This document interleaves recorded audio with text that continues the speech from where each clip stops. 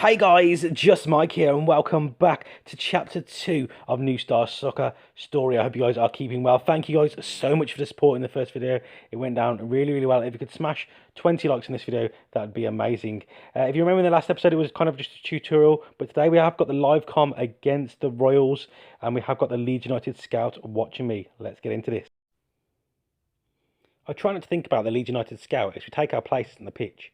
I'm in my preferred position in midfield.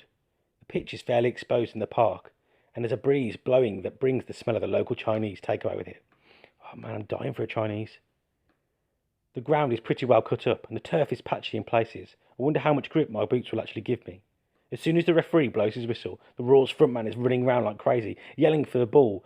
Seriously? Could he be any more obvious? Could I be more sorry? It's okay to try too.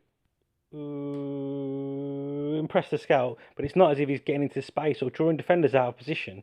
The game has only just started. It's then I decide to play my usual game. Well, hopefully a little bit better than that. The Royals have the ball over on the far side. I slowly track back the player as they pass it around. The player on the ball finally concedes and passes it forward to their mouthy striker, who promptly loses it to a challenge from our left back.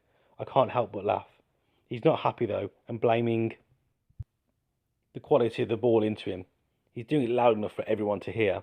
Our defender clears the ball upfield and a ball wobbles through to me. There are 3 Royal players between their goal and me. I could try a darting run, which might leave them for dead, and smash the ball into the roof for the net to score what a TV commentator calls a fantastic individual goal, or more likely I could get taken out by one of them. Just as I'm pushing forward, Jono slips into a great position ahead of me. So I decide to pass the ball quickly. The pitch is pretty muddy, so I slot the ball along the ground or lift it into the air. Oh God. Okay, well I suppose I best hit it a little bit higher because I don't want the ball to kind of drag along the floor and maybe not get to him. Just going to tap it a little bit below centre. Oh, that was lucky, it got to him though. What a pass. What a ball. Good ball, yells the gaffer. He's right, there's some sporadic clapping from the sidelines too. I'm pleased with that.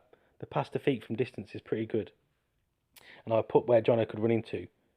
Shame he couldn't do more with it. The ball got stuck under his feet, and he was still trying to dig it out when the defender came in from the side and hoofed it away. There must be a boggy spot on the pitch over there. I've filed that information away for later. There's no point dropping in a perfect ball into a swamp where it'll get stuck. Beep! The referee blows for a free kick to the Royals. As the Royals get ready to take their free kick, their forward is at it again. I glance over to the scout to see what he's doing. But this guy isn't even watching. He's talking to the bloke next to him. I gave him a head a shake. The breeze picks up as they whip the ball long. They've obviously decided the pitch is no good for a quick passing game. The ball flies over my head to the Royals frontman, who jumps for it with Mark, our centre-back who we call roadblock. There's only got to be one outcome. Seconds later, the Royals player is rolling on the ground, screaming like he's been hit by a truck. Roadblock clears the ball to me, and I turn to run onto it, with the player moving close down to me. Time to offload. Okay, it's now my time to try and I've got to play the ball into Jamal. I'm going to add a little bit of backspin onto it as well, so I'm just going to play the ball.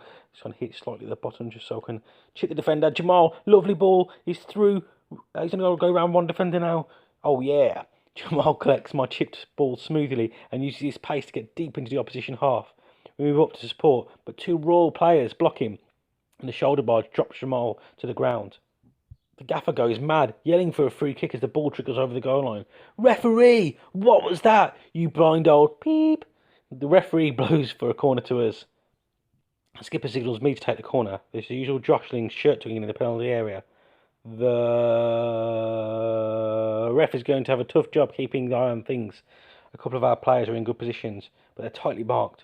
I look up, choose my target, and mutter a quick prayer. Get on the end of this. Oh shit, got to take a corner now. Let's whip the ball in. I'm probably going to go to that player at the back there because I think whoever this player is closest to me isn't in a good position. So, oh shit, that was terrible. Oh my word. Oh no, it's gone wrong.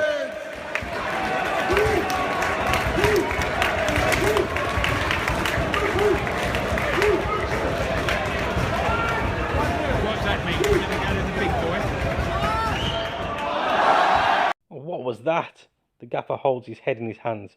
What a wasted chance. I glance at the scout as I jog back into position, but he's just sipping tea from a flask. Did he see the corner? To be honest, I reckon the cross was okay, but Clarkie was a bit slow to react.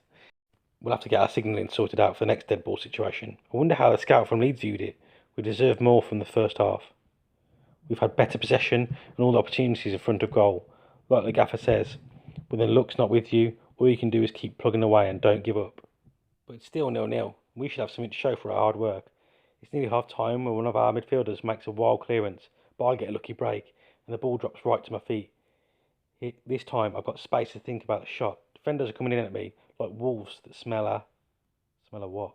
What do they smell? They smell a easy meal. But I've got time to look up and shake my body so I can put the ball where I want it. Come on. This is the time. Bottom corner, son. Bottom corner. Here we go. Goal! 1-0. That's what I'm talking about. It's in. Let's have a quick look at that replay, though. What a goal.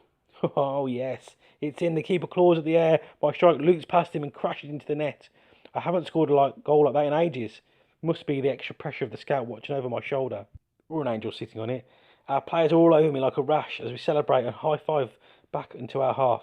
The Royal players look sick as they conceded just before the break. Their coach looked like he's about to rupture something. The Leeds United scout has got to have seen that strike. We hold off the next Royals attack as the referee blows for half-time. I reckon we can be pleased with the way things have gone. I wouldn't say there's been any standout performances, but we're winning at the halfway point, so we must be doing something right. I'm the last one to go over to grab a drink. When I look up, I see the scout from Leeds United looking at me. Not talking, not drinking tea, but looking right at me. To be honest, for just a minute, I completely forgotten that he was there. I head over to where the gaffer had gathered the team. Clarkey, being a knob, Clarkey must have spotted the scout watching me because he starts making some jokes about being love at first sight. But he's only jealous though. I'm only half listening to what the gaffer's saying. I'm thinking more about the scout. Should I be trying harder to impress him, making myself more visible? Have I been a bit too much casual? Better just keep at it. He's not here to look at us anyway, although we've been playing better than the Royals. Do your talking on the pitch. The gaffer says they're going to come at us early on. They want to impress the scout. We can tease them out and hit them on the break. The gaffer's half-time team talks are stuff of legends. He usually comes out with a cracker, but he doesn't disappoint this time. Their next goal is going to be really important, he says. No kidding. Let's hope it's ours then, I added. We're back on the field. I can't call it a pitch for the start of the second half. It's our kick-off. And Jono passes the... What do you think he passes? What do you think he's going to pass? Grenade? Leave it in the comment section down below. What do you think he's going to pass me? Jono passes the ball back to me. Two players move in quickly to close me down, so I move forward into the gaps they leave, hoping if I can at least retain possession and move the ball up, it might give me a chance to pass into the danger area. Time to remember all that hard work around the cones. Are you boys ready to see some Messi Ronaldo-esque running here? I'll take down the right hand side. Oh, it's round 1, 2. Oh, he's cut out. Oh, 4 players left for dead. What a move. It feels like the ball is connected to my feet with an elastic. Invisible elastic. It bobbles around, but it stays under control. There's space ahead of me to get into a shooting position, but the Royals number 4 is moving across quickly, an attempt to force me out wide. Jamal is up in support. If I want to pass though, although his marker is still with him. Jamal, son, you best get on your bike. Oh, he's behind me. Why do I want to pass it behind me? I'm going for goal, son. This is it. Look at this. Top corner. Bang. Oh, what a goal. Goal. Oh, yes. Pick that one out. Jamal comes over to slap me on the back and Jono joins in. The gaffer is jumping up and down, going so red in the face, look like he's going to have a Connery. Me, I'm just walking on air as I head back to the restart with a 2-goal lead. From the whistle, the Royals pile on the pressure. I'm spending all my time pinned back in our half, and all the thoughts of impressing the scout have disappeared as we dig in and fight them off. Some players are taking the fight more literally than others, but there's always one, isn't there? But there's still only been 3 yellow cards shown. Their goal finally comes from a corner. All it took was a simple lapse in concentration. Our goalie came out to punch and missed, and it went in. Now they've got a single goal in it. So we rally round. We have to hold our lead. 5 minutes left on the clock. Not that we actually have a clock. The pavilion one was vandalised years ago. What we have is the gaffer jumping up and down, holding up 5 fingers. So he's either got cramp in his hand, he's drying his nail varnish, or he means subscribe and smash the like button right now. He probably doesn't mean that. Or he means there's 5 minutes left. 5 minutes to make sure we beat the Royals. And if we ever get out of our own half, 5 minutes in which to impress the scout, then it happens. Jono breaks forward with the ball after intercepting a long pass across the field. He runs almost down the line where the grass is less torn up, leaving the defenders to scurry to make up the ground. Jamal and I take up after Jono in support, moving towards the middle in anticipation of a crossed ball. He's almost run out of pitch. Come on, Jono, cross it. A bit of what? A bit of ooh-ah, just a little bit. A bit of weight on the cross so it'll fly better. A nice height for me, please. Come on, son. Let's go. Let's bang this one. Score a hat-trick. Bottom corner. Here we go. Rise like a salmon. Sting like a bee. Boom! Oh, shit. Oh, it's in, though. The keeper flaps like a flappy bird. Goal! An awesome ball in from Jono. And just a nod from me. We've got them on the run now. Definitely. Jono and Jamal and I are in a huddle as we head back to the centre circle. Jono's laughing because I've got mud all over my forehead now. Our teammates come over. The relief of having a 2-goal lead back is obvious. The Royal defenders are spitting blood and blaming each other. Their mouthy forward tries to get in their faces, but the captain moves him away. The gaffer shouts from the touchline, "Nice to see you using your head." There can't be long left now. With a 2-goal cushion, we're quite happy to bring down the shutters on the game. But things turn nasty. Their mouthy forward slides into Clarkey and completely takes him out. Suddenly, both teams are at each other's faces. I step in to try and cool down the situation. Clarkey's back up on his feet like a shot and shoves the Raw player over. He hits the ground, although he's been headbutted. The ref gives the Raw player a yellow card, even though it's clearly a red, and shows Clarkey a straight red. That can't be fair. I can feel the hairs on the back of my neck raise, and there's more shoving going on. The referee blows his whistle several times and somehow manages to bring things to order. Once the heat has died down, we set ourselves to defend the free kick. The free kick comes as I leap to intercept it. It's my time to shine in defence now. Come on, son, let's get this ball cleared up to the big man up top there. Oh fuck! Oh man, no, come on, no fuck. Yeah, good defending.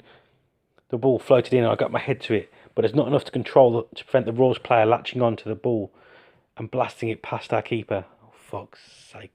The Royal players race to receive the ball from the back of the net, but the referee blows full time. I know I could have done better with that last header, and I start to think that maybe I haven't been so impressive today. When Jono comes over to remind me we've still won. "Great match," said the gaffer as he wanders over. "You lot worked your socks off." "Yeah, damn right, son. Worked my socks off." "Yeah, boy." Conceding that goal in the last minute wasn't ideal. Just as well we'd had 2 goals up, eh? But I felt cheated if we hadn't have won. "I feel like I've been in a mud wrestling match," I say. Stop whining. Playing in the park, you're lucky it's only mud," says the gaffer. Me and my teammates just laughed. It's been a great afternoon. I hang around outside the pavilion, chatting with some of the players, hoping the Leeds United scout would have something to say to me. Something good, I mean. Then I hear the gaffer call my name, and I look up. He's standing there over with the scout. Johnny nudges me. I get up slowly and jog over. The scout gives me a nod. "You did okay," he said to me. His voice is low and gravelly, like he's smoked way too many cigarettes. He doesn't smile. I wonder if he ever does. I want him to add something. Is that it? What should I say? I don't know. I just say thanks. He glances over at the gaffer, and then what? What's going to happen? Oh, the suspense. He says something that sets my heart racing. "Give me your details," he says. "I'll be in touch." I get home and throw a mac and cheese in the microwave, living the lifestyle. I'm still buzzing from today's events. Who'd have thought that this morning I'd be watched this afternoon by a scout from Leeds United? I tweeted a couple of messages and texted a few mates. I can't wait to see their faces. They won't believe me, of course. No one else is in, so I head upstairs. Watch a bit of TV on my laptop, then it's lights out. I can hardly sleep. I keep seeing the stone-faced scout and events from the match playing around in my head like it's an action replay from hell. The simple fact is that a Leeds United scout must have seen hundreds of players over the season, possibly thousands. Was I really better than most of them? Eventually I must have fallen asleep because the next thing I know, it's morning and the alarm on my phone is playing the theme to Match of the Day. I pick up the phone and hit snooze. Just as it pings with a message, I check my inbox. "Me and mates going round mall to chill. See you there, ? Jen." Be out tonight. Food in fridge. Mum. Trials tomorrow. Leeds United training ground. Starts 9 a.m. Be there. Oh snap! I reread the message from the boss again and again. I can't believe it.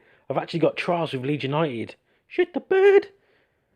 Trial and Terror.